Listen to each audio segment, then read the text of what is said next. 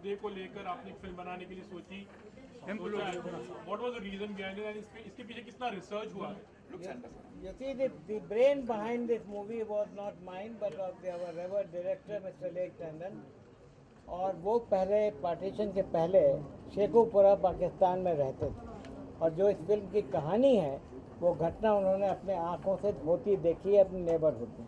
तो at that time उनके दिमाग में ये चीज़ आई कि कभी इस चीज़ के को हाईलाइट करना चाहिए कि बड़ी अनजस्टिफाइड चीज़। फिर वो इंडिया आए, जब यहाँ पे उनके परम मित्र थे लेट पंडित रेवती शरण शर्मा, उन्होंने इसको एक नावल का रूप दे दिया। But it was always at the back of mind of लेक जी टू फिल्म दिस सब्जेक्ट। वो इतने बड़े डायरेक्टर बन गए, प्रोफेसर आम्रपाली, झुक गया आसमान, अगर तुम न होते, दुल्हन वही जो किया मन भाई, एक बार फिर, प्रिंस वगैरह वगैरह वगैरह, इतनी कमाल फिल्में बनाई और ये इच्छा उनके मन में रह गई। उसके बाद उन्होंने 25 टेलीविज़न सीरियल, 15 फिल्में, ये सब इतना बड़ा करियर। और एंड में उन्होंने मुझसे कहा कि देखो भाई ये सब्जेक्ट रह गया। और मेरी पत्नी ने मुझसे कहा था कि अब सीरियल मत बनाना, जब आना तो एक फिल्म बना के आना। और ये फिल्म बन गई और शूटिंग ख़त्म हो गई। अनफॉर्चुनेटली वो हमारे बीच नहीं है।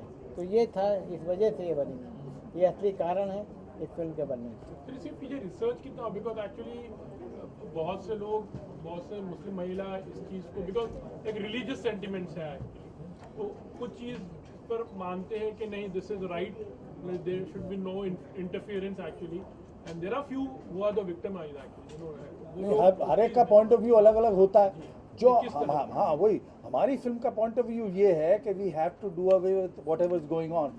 और जो नूरजान जी ने बताया है कि एक फ़ोन आया, मौलवी कहता है कि तुम्हारे मियाँ ने तुम्हें 3 तलाक दे दिए हैं और कोई रिश्ता नहीं रहा। दूसरी को आया, बेचारी को शी मिस कैरिड। अब इससे ज़्यादा कैसे समझ सकता है या कैसे समझाए आदमी उनको कि ये गलत, जो ये प्रेवलेंट है रूल, यह गलत है। Have you researched that thing? See, क्या the thing research is, actually, I'm research trying क्या to ask. आपको सामने नहीं पता लगता ये गलत है? मेरा क्वेश्चन आप समझिए। जी जी फरमाएं। जो कोई लोग प्रैक्टिस कर रहे हैं, that it doesn't really mean कि what he's practicing is right or wrong. हाँ, that's what. But that's what I'm saying. If the person has to understand. मेरी जान, वही मैं बोल रहा हूँ कि डिसेंट वॉइस को हमेशा सुनना चाहिए। आज तक जो भी तरक्की हुई है या जो भी सही हुआ है वो डिसेंट वॉइस को सुनकर हुआ है, डिसेंट वॉइस को दबाकर नहीं हुआ। देखिए, इसका कोई रिलीजियस कोनोटेशन है ही नहीं। और ये फिल्म में बहुत क्लियर तरीके से दिखाया गया है। कुरान शरीफ में सूरह बकर है, कुरान शरीफ में 3 तलाक का जिक्र नहीं है। सूरह बकर में, जैसा इनका डायलॉग तजीविदा का फिल्म में ये कहा गया है कि अगर इररिकंसाइलेबल डिफरेंसेस आ जाएं तो इस चीज़ को रिजॉल्व किया जाए बाय म्यूचुअल कंसेंट। उसका जो अरेबिक है वो मैं आपको नहीं बताऊंगा क्योंकि आपकी समझ में शायद नहीं है। नहीं, मुझे थोड़ा बहुत है नॉलेज, बट नॉट, मैं भी पूरा नहीं Yeah, जानता हूं, but complete- there are lots of people who practice wrong Islamic I'm practices. coming to your point, which is very valid indeed. Then the Shariat was made after Quran Sharif. Shariat बनी। शरीयत में भी 3 तलाक नहीं है, उसमें 2 तलाक है। उसका एक पूरा प्रोसीजर दिया गया है कि भाई 3 महीने आप, पहला तलाक देने के बाद 3 महीने आप मौका दीजिए, और सुलह सफाई कार्रवाई नहीं होता है तो फिर 3 महीने और दीजिए। जब ये इस्टेब्लिश हो जाए और बाय म्यूचुअल कंसेंट, दोनों मियाँ बीबी की रजामंदी से तब तलाक प्रोनाउंस किया जाए, तो उसका यहाँ पर हैं सलीम भाई, उनको लफ्ज़ भी याद है कि 2 ही तलाक होते हैं। तलाक रजई कहते हैं। पहली तलाक जो होती है उसको तलाक रजई कहते हैं, और जो तलाक होती है वो पहला शर्त ये है कि दोनों में सुलह सफाई की जाए, आपस में कहा जाए, शौहर अपनी बीवी से कहे कि भाई मुझे आपकी ये गलतियां हैं, ये गलतियां आप सुधार लो। उसके बाद भी अगर नहीं मानती है तो बातचीत बंद कर दे।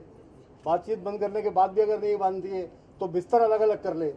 उसके बाद चौथी शर्त ये है कि दोनों तरफ के लोग उसको समझाएं, कि लड़की वाले भी और लड़के वाले भी, कि भाई ये गलत बात है, तलाक देना गलत बात है, आप दोनों एक दूसरे को समझो। यही प्रोसीजर है। ये प्रोसीजर, लेकिन प्रोसीजर पे कोई चल नहीं रहा है। नहीं, उसकी वजह यह है कि देखिए, भगवान ने, अल्लाह ने, जीसस क्राइस्ट ने, किसी ने भी कोई अपॉइंटमेंट लेटर किसी को नहीं दिया है कि आप self appointed agent of God हैं। आपने अपने आप को तकसीम कर दिया कि साहब हम फला फला हैं, और आपने फतवे जारी करना शुरू कर दिया, जो सरासर गलत है। और यही डॉक्टर नूरजहां कह रही थी और ये उसके तो बाद बनाया इंसानों का उसके बाद बनाया हुआ दूसरी तलाक के बाद औरत दूसरी शादी कर सकती है, उसको तीसरी तलाक की जरूरत नहीं है दूसरी तलाक के बाद। और अगर कुछ सालों के बाद पहला शौहर उसे वापस लेना चाहता है तो ले सकता है, 3 तलाक नहीं हुई। जी ये है उसका जो Yeah, I real understand that. You clarified that's very good. Yes. Like I just But wanted we to have- we know have- how we the have- character. कवल जी, आप अपने कैरेक्टर के बारे में कुछ Let me बताओगे? also clarify one more thing before Kanwar जी साहब says कि ये चीज पिक्चर में दिखाई गई। This is the focal point of the narrative of the film. जी सर, आपके कुछ किरदार के बारे में बताना चाहोगे कि किस तरह का किरदार है? What are you playing? What's your character? I am one of the positive roles that I'm doing, और ये लड़की जो सताई हुई है बेचारी बिकॉज ऑफ 3 तलाक उसको एक्सेप्ट करता है, और उसके बाद क्या होता है मैं नहीं बताना चाहूँगा बिकॉज वो फिल्म जाके देखें लोग, है ना, तो वो फिर उसी मोड़ पे जो है उसका भी एक वो है राज या कहिए कि वहाँ कहानी कैसे पहुँचती है उसी मोड़ पर, तो वो भी लोग वहाँ पे जाके देखेंगे तो बड़ा अच्छा रहेगा। एक नूरजहान जी के ऑर्गेनाइजेशन के लिए मैं ख़ास तौर से ये पढ़ना चाह रहा हूँ एक नज़्म जिसका उन्वान है औरत, और ये नूरजहान जी के लिए, आपकी सब महिलाओं के लिए कैफी साहब के नाम कैफी साहब की नज़्म है, और इसका नाम है औरत। उठ मेरी जान मेरे साथ ही चलना है तुझे, जिंदगी जहद में है सब्र के काबू में नहीं, नब्ज हस्ती का लहू कांपते आंसू में नहीं, उड़ने खुलने में है निखत हमें गेसू में नहीं, जन्नत एक और है जो मर्द के पहलू में नहीं।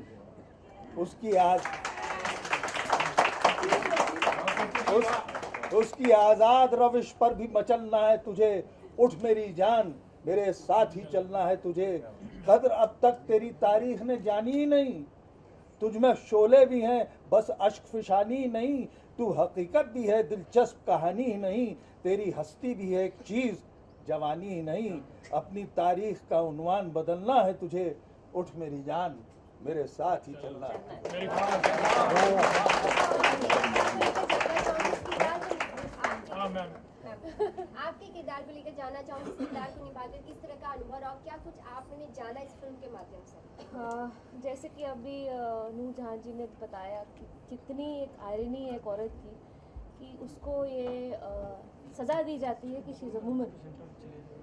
तो मैंने जब भी किरदार निभाया था और हम लोगों ने जिस तरीके से इस पर बात की थी, हम लोगों ने लेक जी के साथ बैठे थे, हम सब ने सब काम स्टार्ट किया था, तो उसको समझने में मुझे बहुत टाइम लगा, क्योंकि हम लोग क्या है आज के ज़माने में हम इंडिपेंडेंट हैं, हम लोग अपने हिसाब से हम काम करते हैं, हम अर्न करते हुए independent, we know how to कैसे रहना है। बट एक उसी समाज में जहाँ हम रहते हैं, जैसे हम जैसी औरतें हैं, उसी समाज में एक ऐसी भी औरतें हैं, एक ऐसा भी ग्रुप है, एक ऐसी भी लेडीज़ हैं जहाँ पे उनको ये हक नहीं दिया जाता, ये उनको जीने का हक नहीं दिया जाता है, उनके ऊपर इतना सब कुछ किया जाता है। It was genuine, it was very difficult task for me, क्योंकि हमने ऐसा कभी हमारी परवरिश हुई नहीं है। हमारी परवरिश हमारे माँ बाप ने हमें बहुत इंडिपेंडेंट रखा है, बहुत खुली सोच कर रखा है। बट बिकॉज ऑफ लेक जी और हम सब की मेहनत, हमारे सब ने हमने जो काम किया फिल्म में, हम लोगों ने बातें की, हम लोगों ने वीडियोस देखे, हम लोगों ने कहानियाँ पढ़ी, जैसे अभी उन्होंने बताया कि वो कितना एक फ़ोन पे एक तलाक दे देते हैं, फ़ोन पे आपको डिवोर्स मिल जाता है, ईमेल से आपका डिवोर्स आ जाता है। मतलब आज के ज़माने में हम मिलेनियल किड्स और मिलेनियम में हम जी रहे हैं, वहाँ पे ये सब होना I don't think so, it's genuinely हमारी कंट्री में नहीं होना चाहिए। बाकी जो जितने भी हमारी 22 मुस्लिम कंट्रीज़ हैं, जब वहाँ पे कोई लॉ नहीं है, जब वहाँ पे बाय इंडिया, हमारा इंडिया शुरू से हमारा, बिकॉज हमारा हिंदुस्तान ऐसा रहा है कि वहाँ पे सब धर्मों को एक ही जगह दी गई है, हर इंसान को उतनी इज्जत मिली, तो यहाँ पे क्यों? So this is maybe we are fighting for this, because मतलब we are trying to show अपनी फिल्म के थ्रू कि please just get up, raise your voices, women raise your voices. और नूरजहां जी के ग्रुप्स के लिए बहुत बड़ी आप लोगों के लिए बहुत कंग्रेचुलेशन आप लोगों के लिए, बिकॉज ये लोग कोशिश कर रहे हैं कि ये सब करें। So I am really proud of it कि मैंने एक ऐसी फिल्म करी है जहाँ पे मैंने कोशिश करी है बीइंग अ वुमन, कि मैंने कोशिश करी है कि मैं क्वेश्चन उठाने की कोशिश करूं कि प्लीज़ स्टॉप इट। जब इस तरह की कहानी 3 तलाक, जब इस तरह की स्टोरी सुनने को मिलती है तो ही बड़ा अजीब फील होता है कि किसी के साथ ऐसा हो, लेकिन जब आपको इस स्टोरी की तरह आपको इस किरदार को ही जीना था, उस किरदार को निभाना था, तो कितना चैलेंजिंग था आपके लिए? नहीं, बहुत चैलेंजिंग था, बिकॉज मैंने आपको बताया जैसे कि भाई हम बहुत ही इंडिपेंडेंट समाज में रहे हुए हम लोग हैं, हमारे परवरिश वैसी हुई है, हम लोग शुरू से वर्किंग लेडीज़ रहे हैं, हम लोग काम करते हैं। चैलेंजिंग था, बट डेफिनेटली उसकी बहुत उसकी हम लोगों ने बहुत सारे वर्कशॉप्स किए हैं, उसके लिए काफ़ी कुछ देखा है, मैंने काफ़ी कुछ पढ़ा है उसके बारे में, काफ़ी कोशिश करी है इस्लाम के बारे में पढ़ने की, और काफ़ी कोशिश करी कि ये लॉज क्या होते हैं, क्यों ये लॉज बनाए गए हैं, और मैंने अपना I have tried my best कि मैं आप सबकी उस पर खरा उतरूँ। I have tried my best, बाकी लेट्स सी फिल्म तो क्या 8 होगा। मार्च को फिल्म रिलीज हो रही है, अगर दर्शक फिल्म देखने जा रहे हैं तो किस माइंड से जाएंगे? क्योंकि फिल्म जब देखने जाते हैं एंटरटेन को लेकर, लेकिन एक मैसेज फिल्म है, तो इस फिल्म को देखने अगर ऑडियंस जाती है तो क्यों? देखिए, हमारा बहुत I think it's a very relevant time जिस पे हम लोग ये फिल्म रिलीज़ कर रहे हैं, और थैंक्स टू प्रोड्यूसर्स, क्योंकि उन्होंने बहुत ही अच्छा दिन लिया है विमेंस डे का। So it's like women's day 8 March, and पूरे वर्ल्ड में इंटरनेशनली बनाया जाता है दिस वुमेंस डे। एंड तो मैं ये चाहूँगी सबसे कि प्लीज़ आप थिएटर्स में जाके इस फिल्म को देखिए, इसको फिल्म को जस्ट एक it's not just a film, it's a social cause. Definitely एक सोशल कॉज को हमने दिखाने की कोशिश करी है, और विमेंस डे है तो प्लीज़ हमारी सारे विमेन को है, आप ज़रूर देखे जाइए।